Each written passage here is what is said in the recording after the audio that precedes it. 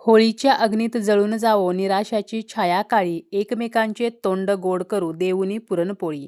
आनंदाने भरून जाऊ दे सर्वांची झोळी, लवकरच येत आहे रंगाची होळी. मराठी वर्षाची सांगता होताना साजरा होणारा मोठा सण म्हणजे होळीचा सण.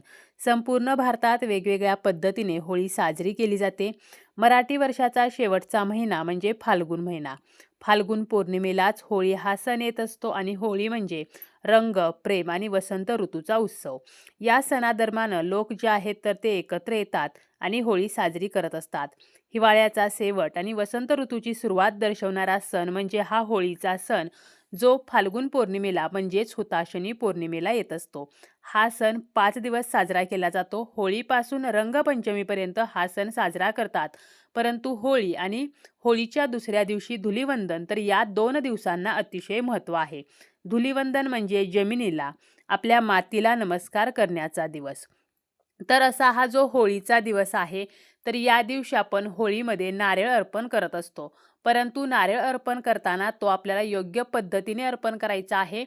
तसेच कोणत्या प्रकारचा नारळ हा होळीमध्ये चुकूनही अर्पण करायचा नाही, अन्यथा आपल्याला कोणतंही फळ मिळणार नाही. अशी संपूर्ण जी माहिती आहे तर ती आपण या व्हिडिओमध्ये पाहणार आहोत. व्हिडिओला सुरुवात करण्या अगोदर तुम्ही जर चॅनलवरती नवीन असाल आणि पहिल्यांदाच माझे व्हिडिओ पाहत असाल तर चॅनलला सबस्क्राईब करा. व्हिडिओ माहितीपूर्ण वाटला तर व्हिडिओला लाईक करा. होळीच्या दिवशी सकाळी लवकर उठायचं आहे. स्नान वगैरे आटोपून स्वच्छ वस्त्र आपल्याला परिधान करायचं आहे. चुकूनही काळ्या रंगाचं वस्त्र परिधान करायचं नाही, कारण ठराविक दिवशी ठराविक तिथींना सणावारांना काळ्या रंगाचे कपडे जे आहेत तर ते घालणे आपल्याला शक्यतो टाळायचे आहे. आपल्या हिंदू धर्मामध्ये धार्मिक विधींमध्ये पूजेमध्ये काळा रंग जो आहे तर तो अशुभ सांगितलेला आहे आणि म्हणून काळ्या रंगाचे वस्त्र परिधान करणे आपल्याला टाळायचं आहे. त्यानंतर आपल्या देवघरातील सर्व देवांची आपल्याला पूजा वगैरे करायची आहे आणि होळी दहन जे आहे तर ते आपण रात्री करत असतो.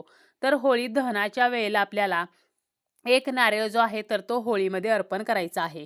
होळी दहन जेव्हा आपण करतो तेव्हा त्या पेटत्या होळीमध्ये, त्या होळीच्या पवित्र अग्नीमध्ये आपण वेगवेगळ्या वस्तू अर्पण करत असतो आणि त्यापैकी एक वस्तू म्हणजे नारळ. नारळ जो आहे तर तो आपण अर्पण करताना 99% लोक जे आहेत तर ते काही चुका करत असतात आणि अशा चुका ज्या आहेत तर त्याच आपल्याला करायच्या नाहीत आणि हेच आपण या व्हिडिओमध्ये पाहणार आहोत. तसेच नारळाचे काही अतिशय प्रभावी उपायसुद्धा आपण व्हिडिओच्या शेवटी पाहणार आहोत. आपल्या हिंदू धर्मामध्ये पूजेमध्ये नारळ जो आहे तर तो अतिशय महत्त्वपूर्ण आहे. नारळालाच आपण श्रीफळ असे सुद्धा म्हणत असतो.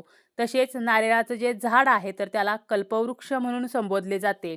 मंगल कलशाची जेव्हा आपण आपल्या देवघरामध्ये स्थापना करतो तर त्यामध्ये सुद्धा आपण नारळाचा वापर करत असतो.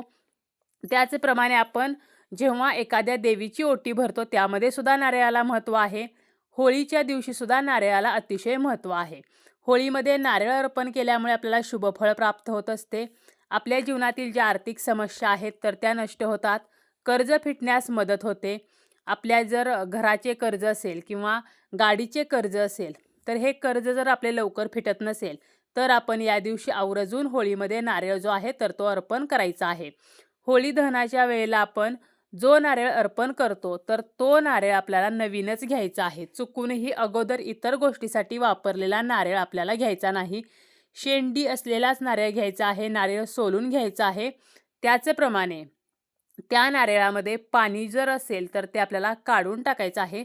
पाण्यासह नारळ हा कधीही होळीमध्ये अर्पण करू नये.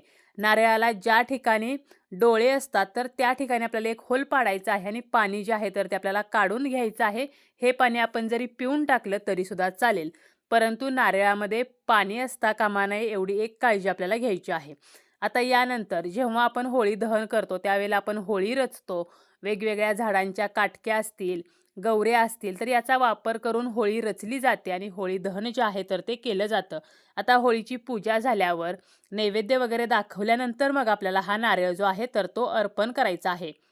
आता होळीमध्ये नारळ अर्पण करण्या अगोदर आपल्याला काय करायचं आहे तर हा नारळ आपल्याला आपल्या ओंजळीमध्ये घ्यायचा आहे.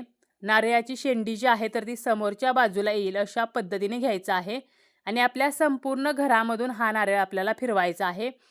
घराच्या बाहेर यायचं आहे. आपला जो मुख्य दरवाजा आहे त्याच्या बाहेर उभं राहायचं, आतील दिशेला तोंड करायचं आणि मुख्य दरवाजावरून आपल्याला हा नारळ 7 वेळेला ओवाळून घ्यायचा आहे. आणि यानंतर ज्या ठिकाणी आपण होळी दहन करणार आहोत त्या ठिकाणी आपल्याला जायचं आहे. एकदा आपण आपल्या मुख्य दरवाजावरून हा नारळ ओवाळून घेतल्यानंतर पुन्हा आपल्याला घरामध्ये जायचं नाही, कारण यामध्ये सर्व प्रकारची नकारात्मकता जी आहे तर ती कॅप्चर होणार आहे. त्यानंतर हा नारळ घेऊन होळीजवळ जायचं आणि होळीमध्ये अर्पण करताना तो विशिष्ट पद्धतीने अर्पण करायचा आहे. बऱ्याच वेळेला लोक इथेच चुकतात. आपल्याला काय करायचं आहे, होळीकडे पाठ करून उभं राहायचं आहे.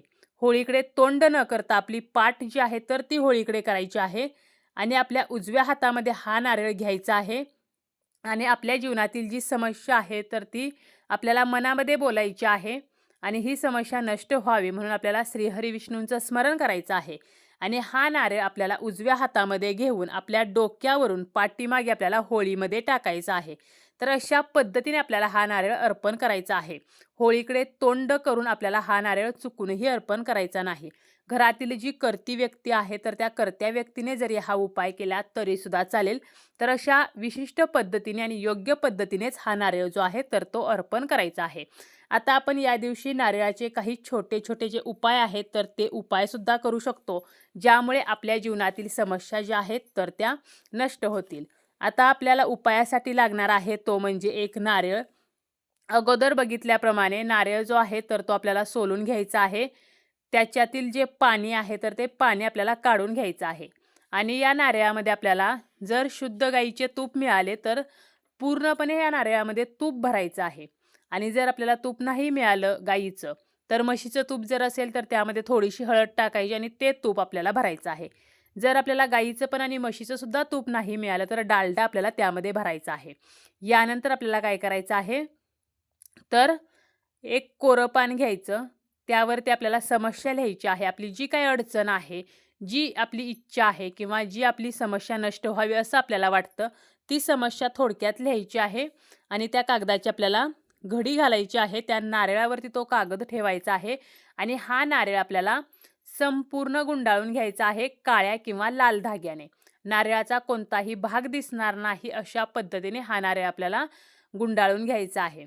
आपण लाल धागा वापरू शकतो किंवा काळा जरी वापरला तरी सुद्धा चालेल. आणि आपल्याला होळी दहनाच्या वेळेला काय करायचं आहे, तर श्रीहरी विष्णू आणि अग्निदेवांचं स्मरण करून हा नारळ आपल्याला होळीमध्ये अर्पण करायचा आहे.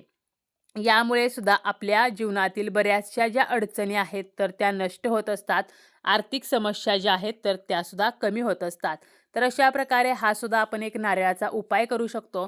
त्याचप्रमाणे आपली मुले जी आहेत तर ती सतत आजारी पडत असतील किंवा जर किरकिरेपणा करत असतील, हट्टीपणा करत असतील, तर एक नारळ घ्यायचा आणि ₹1 नाणं घ्यायचं. ते ₹1 नाणं त्या नारळावरती ठेवायचं आणि मुलांवरून आपल्याला हा नारळ 7 वेळेला ओवाळून घ्यायचा आहे आणि पेटत्या अग्नीमध्ये नेऊन टाकायचा आहे.